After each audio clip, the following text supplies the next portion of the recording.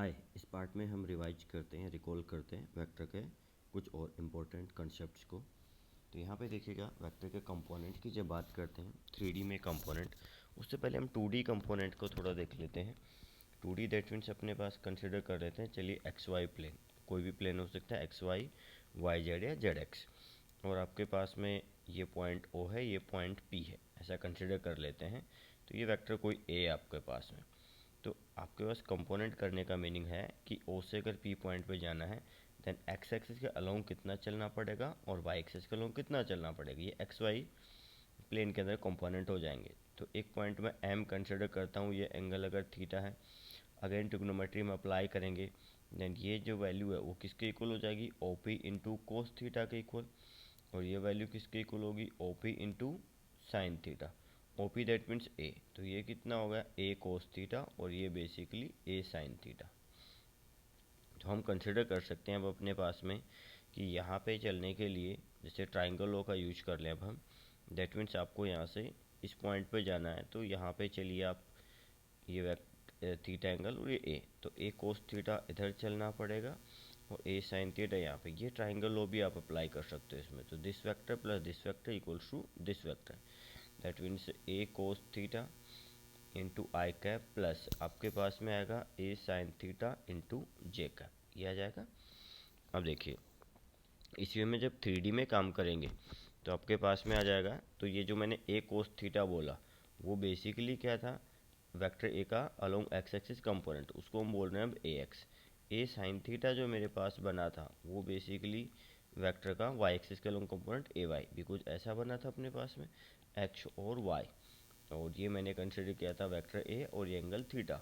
तो x axis से जब एंगल गिवन है तो इधर कंपोनेंट कौन सा हो जाएगा, ए कोस थीटा, वाई एक्सिस वाला कौन सा हो जाएगा, ए साइन थीटा, ये वाली वैल्यू होगी। तो हमेशा ऐसा नहीं होगा, हमने एंगल एक्स एक्सिस से होना चाहिए, अगर इधर से एंगल होगा तो ये वाला कोस थीटा हो जाएगा, फिर ये साइन थीटा होगा। तो चलिए वेक्टर को हम आई के कोफिशिएंट, जे के कोफिशिएंट और के कोफिशिएंट में एक्सप्रेस कर सकते हैं, जैसे पीछे डिस्प्लेसमेंट वेक्टर को किया। सो हमने कंसिडर किया कि x के कंपोनेंट को ए एक्स, वाई के कंपोनेंट को ए वाई, और जेड में जो कंपोनेंट है ए जेड। तो आपके पास वेक्टर जो है वो ये हो गया। इसका रिजल्टेंट अगर कैलकुलेट करेंगे तो वो कितना होगा, A X square plus A Y square plus A Z square, ये आ जाएगा। अब देखिए कि अपने पास में एंगल डायरेक्शन कोसाइन से अपने पास में एक टर्म और आती है। तो डायरेक्शन कोसाइंस का मीनिंग अपने पास में कि एक वेक्टर, जैसे ये फिर से मैं कंसिडर करता हूँ ए वेक्टर है, उसका एक्सिस से एंगल कितना है, अल्फा है, वाई से बीटा है। तो ये जिधर से एंगल पता है वो उधर कौन सा कंपोनेंट आएगा, यस कोस वाला कंपोनेंट आएगा, तो इधर कौन सा होगा, ए कोस अल्फा। सिमिलर वे में इसको भी हम चाहें तो बीटा की टर्म एक्सप्रेस कर सकते हैं, तो ये कितना हो जाएगा, ए कोस बीटा। तो इधर से एंगल से जब पता है तो ए कोस अल्फा, ए कोस बीटा। सिमिलर वे में अगर जेड एक्सिस से अपने पास में एंगल पता हो गामा, देन उसी वेक्टर का इधर जो कंपोनेंट आएगा वो कितना हो जाएगा, ए कोस गामा। तो इसके साथ में हम आई कैप, इसके साथ में जे कैप और इसके साथ में के कैप लगा सकते हैं। तो जब आपके पास में एक्स एक्सिस से एंगल का वेक्टर एंगल बना रहा है अल्फा, वाई एक्सिस से बीटा और जेड एक्सिस से गामा, देन उस वेक्टर को एक्सप्रेस कर सकते हैं हम ए cos alpha into I cap plus A cos beta into J cap plus A cos gamma into के कैप। और इसी क्वांटिटी को फिर मैं बोल रहा हूँ कि ए X I cap plus A Y J cap plus A Z K cap. और यहाँ पे जो ए है वो एक्चुअली में किसके इक्वल है, A is actually A X square plus A Y square plus A Z square root, ये आ जाएगा। तो कंपेयर करते हैं, अगर ए एक्स की वैल्यू कितनी होगी, ए कोस अल्फा, तो यहाँ से A X is A cos alpha, then cos alpha is A X divided by A Y is A cos beta, so cos beta is A Y divided by A, and similar way में cos gamma is A Z divided by A, ये आ जाएगा, ये cos gamma. अब देखिए direction cosines हम एक term बोलते हैं, डायरेक्शन कोसाइंस बेसिकली आपके पास में है कि कोई वेक्टर एक्स वाई और जेड एक्सिस के साथ में कितना एंगल बना रहा है, cos of that angle is basically direction cosine. तो अभी जो मैंने कंसिडर किया कि ये एक्स एक्सिस है, ये वाई एक्सिस है, ये जेड एक्सिस है, और वेक्टर कहीं यहाँ पे इधर से एंगल अल्फा है, इधर से बीटा और इधर से गामा है, then cos alpha, cos beta and cos gamma are direction cosines. और कोस अल्फा कितना होगा, ए एक्स बाई ए, मैंने अभी बताया आपको, cos beta A Y by A और cos gamma A Z by A. तो ध्यान रखिएगा alpha beta gamma are not direction cosines, cos alpha cos beta and cos gamma are direction cosines. तो यहाँ पे देखिएगा ये value A X by A X square A Y square A Z square A X square A Y square A Z square, similar way में यहाँ पे भी होगा। अब देखिएगा अगर मैं इनका स्क्वायर करके ऐड कर देता हूँ तो कितना हो जाएगा, cos square alpha plus cos square beta plus cos square gamma, वो एक्चुअल में कितना होगा, A X square by A square ये quantity plus A Y square by A square plus A Z square divided by A square. तो actual में ये जो अपने पास में A X square A Y square A Z square, यहाँ से देखिए वन बाई ए स्क्वायर तो कॉमन आ जाएगा, and this A X square plus A Y square plus A Z square, ये आपके पास ए स्क्वायर होगा, A square by A square one. तो cos square alpha cos square beta और cos square gamma हमेशा कितना होगा, वन होगा। ये प्रॉपर्टी इंपॉर्टेंट, ध्यान रखिएगा। अच्छा ये वन होगा। अब कभी कभी क्या होता है कि एंगल जैसे अल्फा बीटा गामा, इनकी टर्म्स में क्वेश्चन आ जाता है कि इनमें से कौन सी जो एंगल्स हैं वो पॉसिबल है। तो उसको कैसे चेक करेंगे, उसके लिए कोस square alpha cos square beta कोस स्क्वायर गामा उसका वन होना चाहिए। जैसे मैं कंसिडर करूँ कि अल्फ़ा बीटा एंड गामा, इसकी वैल्यू मैं 30 कंसिडर करूँ, इसको 45 कंसिडर कर लूँ और इसको मान लीजिए 60, तो कोस स्क्वायर अल्फ़ा कितना होगा, कोस अल्फ़ा स्क्वायर अगर देखेंगे तो वो हो जाएगा √3/2 का इसका √3/4, 45 डिग्री लूँगा बीटा की तो कोस 45 स्क्वायर ये 1/2 हो जाएगा, एंड 60 डिग्री पे 1/2 होता है 1/4। ये वैल्यू डेफिनेटली आपके पास में मोर देन वन बन रहा है, तो these angles are not possible. लेकिन मैं ऐसा एंगल कंसिडर करता हूँ, चलिए 60 है एंड देन चलिए मैं कंसिडर कर लेता हूँ कि 45 है, तो कोस 60 डिग्री का स्क्वायर 1/4 कोस 60 का स्क्वायर 1/4 कोस 45 का स्क्वायर 1/2, इनमें एडिशन करूँगा तो एग्जैक्टली वन बनेगा।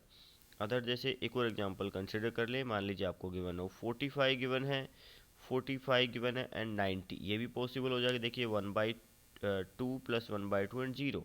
फिर जैसे मैं 60 डिग्री कंसिडर कर लूँ, 30 डिग्री कंसिडर करूँ, 90, ये भी पॉसिबल होंगे। बट कभी कभी क्या होता है, दो एंगल्स ही गिवन होते हैं और बोला जाता है कि कौन सा पॉसिबल है। देखो कोस square alpha cos square beta and cos square gamma का सम कितना होना चाहिए, वन होना चाहिए। बट अगर हम कंसिडर करते हैं ओनली अल्फा या beta, that mean cos square alpha and cos square beta, then उनकी वैल्यू आइदर वन या वन से लेस, तब भी चलेगा, वन से लेस में भी चलेगा when two angles are mentioned. Further देखिएगा इसमें अपने पास में एक प्रॉपर्टी, ये तो हमने बनाया कोस square alpha cos square beta कोस स्क्वायर गामा वन, तो अब इसको पुट कर दो आप one minus sine square alpha, इसको पुट करोगे one minus sine square beta, इसको पुट करोगे one minus sine square gamma equals one, one plus one three, three minus one इधर ले लेता हूँ और ये साइन स्क्वायर अल्फा प्लस आपका sine square beta plus sine square gamma, तो sine square alpha sine square beta sine square gamma का सम कितना होगा, 2 होगा। तो ये मैंने ऊपर बता दिया कि आर एक वेक्टर अगर अपने पास में तो x I cap Y J cap, जिसको जब एक्स एक्सिस से एंगल है तो ये कोस थीटा और ये अपने पास में हो जाएगा साइन थीटा। जैसे यहाँ पे हमने एक एग्जांपल लिया है, construct A vector of magnitude 6 units making angle 60 degree with x axis. तो ये चलिए हमने ऐसा कंसिडर किया, एक्स एक्सिस से 6 यूनिट, तो 6 यूनिट ये बनाया हमने, इसकी लेंथ 6 यूनिट हो जाएगी एंड एंगल 60 डिग्री। इसके कंपोनेंट्स करने होंगे तो ये कितना हो जाएगा, जो वेक्टर है उसका मैग्नीट्यूड कितना है 6, तो 6 कोस 60 आई कैप प्लस उधर कौन सा कंपोनेंट जाएगा, ये वाला साइन, तो 6 साइन 60 जे कैप, ये हो गया कुछ 3 आई कैप प्लस 3√3 जे कैप, ऐसा हो जाएगा। Construct A unit vector making angle 135 degree with x axis, तो ये कैसा होगा, ये आपके पास में एक्स एक्सिस, इससे 135 डिग्री इधर की तरफ, unit vector that means magnitude 1 है। अब ये एंगल आपके पास में तो ये कितना हो गया 45, तो 1 का कोस 45 माइनस आई कैप 1 का साइन 45 जे कैप, आप इधर से कर सकते हो। नेक्स्ट देखिएगा कुछ और पॉइंट्स देखते हैं, स्केलर प्रोडक्ट अपने पास में। तो स्केलर प्रोडक्ट आपके पास किस तरीके से डिफाइन होता है, दो वेक्टर्स का अगर रिजल्टेंट अपने पास में स्केलर क्वांटिटी आ रही है तो उस प्रोडक्ट को हम स्केलर प्रोडक्ट बोल रहे हैं। तो इसका एग्जांपल देखिए कई जगह पे यूज किया हमने, याद होना चाहिए, force into displacement that's work, force into velocity, वो आपके पास में क्वांटिटी कौन सी हो जाएगी, वेलोसिटी। तो और भी कुछ क्वांटिटीज यहाँ पे आएंगी। अब ये दो क्वांटिटीज है हमारे पास में, कॉमन एग्जांपल्स हैं इन डॉट प्रोडक्ट के। तो देखिए ए डॉट बी कितना होगा, A B into cos alpha. ये फॉर्मूला बहुत इंपॉर्टेंट है। दो वेक्टर्स के बीच में एंगल कैलकुलेट करने के लिए हम इसी का यूज करते हैं, एंड परपेंडिकुलरिटी चेक करने के लिए भी इसी फॉर्मूले का यूज करते हैं। तो यहाँ पे देखिएगा कोस थीटा अगर कैलकुलेट करेंगे तो that A dot B divided by A B, ये हो जाएगा। अब हो सकता है ये ना दिया हो, थोड़ा सा इसमें चेंज कर सकते हैं। हम इसको ऐसा कर दें, A vector divided by A dot B vector divided by B. This is unit vector of A, unit vector of B. तो A unit vector dot B unit vector, ये भी चलेगा। अब इसमें किस तरीके से मल्टीप्लाई करते याद होना चाहिए। जैसे A X I cap, A Y J cap, A Z K cap, B X I cap, B Y J cap, B Z K cap. अगर ये मल्टीप्लिकेशन आपको याद नहीं है then go through your notes. इसमें क्या करते हैं हम, जैसे मल्टीप्लाई करेंगे तो आई डॉट आई, जैसे आपके पास मल्टीप्लाई करते हो इस वेक्टर को इस वेक्टर से, तो यहाँ पे A X B X I dot I, तो कितना हो जाए, इस फॉर्मूले को देखेंगे तो आई में और आई में एंगल कितना होगा, 0 डिग्री। तो कितना हो जाएगा, cos 0 1, that means A X B X हो जाएगा। फिर अगर आई कैप को जे कैप से मल्टीप्लाई करूँगा कोस 90, 0 हो जाएगा। आई कैप को के कैप से मल्टीप्लाई करूँगा तब भी 0 रहेगा। तो आप इतना सा ध्यान रखिएगा, आई के कोफिशिएंट को आई के कोफिशिएंट से, जे के कोफिशिएंट को जे के कोफिशिएंट से, के कोफिशिएंट को के कोफिशिएंट से मल्टीप्लाई करना है। तो ऑटोमेटिकली अपने पास में वैल्यू निकल के आ जाएगी, A X B X, A Y B Y, A Z B Z. और एंगल कैलकुलेट करना है तो उसके लिए मैंने ये बताया अपने पास कोस थीटा की वैल्यू A dot B divided by A B, या फिर unit vector of A and unit vector of B, उनका डॉट प्रोडक्ट भी हम यूज कर सकते हैं। अगर दो वेक्टर्स परपेंडिकुलर हैं, ये देखिए आई डॉट आई 1 हो जाएगा, जे डॉट जे के डॉट के 1 होगा, I dot J, I dot के, जे डॉट के, ऑल आर 0। तो यहाँ पे देखिए हम बात कर रहे थे, जब परपेंडिकुलर टू चेक करनी होती है कि दो वेक्टर्स परपेंडिकुलर है कि नहीं। तो अगर दो वेक्टर्स परपेंडिकुलर होंगे तो यहाँ से जैसे कोस थीटा कैलकुलेट करेंगे तो A dot B divided by A B, अगर परपेंडिकुलर है तो ये तो 90 हो जाएगा, तो डॉट प्रोडक्ट की वैल्यू कितनी आ जाएगी, 0। अगर दो वेक्टर्स परपेंडिकुलर हैं या हम ऑर्थोगोनल बोलें देन ए डॉट बी कितना होना चाहिए, 0 होना चाहिए, डॉट प्रोडक्ट 0 होना चाहिए। एक वेक्टर का दूसरे वेक्टर के अलोंग जब कंपोनेंट लेते हैं, देखिए उसको देखते हैं। तो एक वेक्टर आपके पास यहाँ पे बी और एक वेक्टर यहाँ पे है और ये एंगल अगर थीटा है, तो मुझे इसका इसके अलोंग कंपोनेंट लेना है। तो उसका मीनिंग रहा कंपोनेंट का कि यहाँ से अगर एक टॉर्च ऑन करते हैं देन उसका शेडो का लेंथ कितना होगा, दैट इज बेसिकली कंपोनेंट। तो शेडो का लेंथ जैसे यहाँ पे बन रहा है, तो ये पॉइंट ओ है, ये वेक्टर ए था, लेकिन चलिए इस पॉइंट को मैं एम कंसिडर कर लेता हूँ। तो मुझे कौन से चाहिए, ये बेसिकली चाहिए अगर उसके अलोंग कंपोनेंट चाहिए तो, दैट मीन बी का कंपोनेंट अलोंग ए, यहाँ पे ए वेक्टर है। तो ये कितना आएगा, कंपोनेंट से सिंपल देखें तो B cos theta.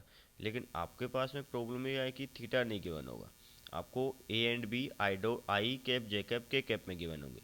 In that case cos theta को हम क्या बोल सकते हैं, तो ये आपके पास में बी था, उसकी लेंथ दूसरे वेक्टर की, जैसे स्मॉल बी है मैंने कैपिटल बी यूज कर लिया, कोस थीटा को पुट कर सकता हूँ मैं A dot B divided by A B.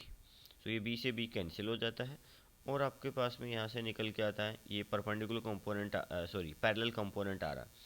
तो यहाँ से कितना हो जाएगा, A vector divided by A and dot with B unit vector, B vector. तो A vector divided by magnitude of vector, that's a unit vector and B unit B vector.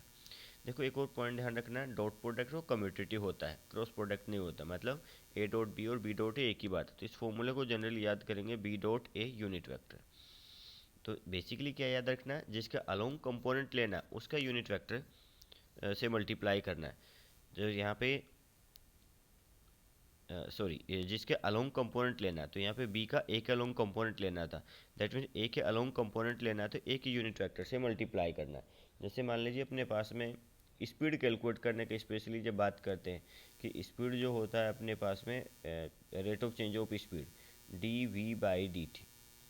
तो ये basically कौन सा कंपोनेंट है, acceleration का वो component जो velocity के अलोंग होगा, दैट मीन्स वेलोसिटी के अलोंग, तो जिसके अलोंग है उसका यूनिट वेक्टर। तो ये बेसिकली क्या होगा, ये क्वांटिटी आ जाएगी। अच्छा इससे जो आंसर आएगा अपने पास, जैसे अभी मैंने ये कैलकुलेट किया, उससे क्या आएगा, स्केलर फॉर्म में आएगा। बट अगर आंसर वेक्टर फॉर्म में, यहाँ पे भी जैसे दो वेक्टर्स का अगर डॉट प्रोडक्ट कर रहे हैं तो स्केलर क्वांटिटी आएगी। तो अगर ये वेक्टर फॉर्म में चाहिए then we have to multiply one more time by V unit vector, जैसे यहाँ पे ए यूनिट वेक्टर से मल्टीप्लाई किया। और परपेंडिकुलर कंपोनेंट चाहिए तो क्या होगा, जो एक्चुअल वेक्टर है उसमें से पैरेलल वाला कंपोनेंट माइनस कर देंगे। इन that case you will get perpendicular vector.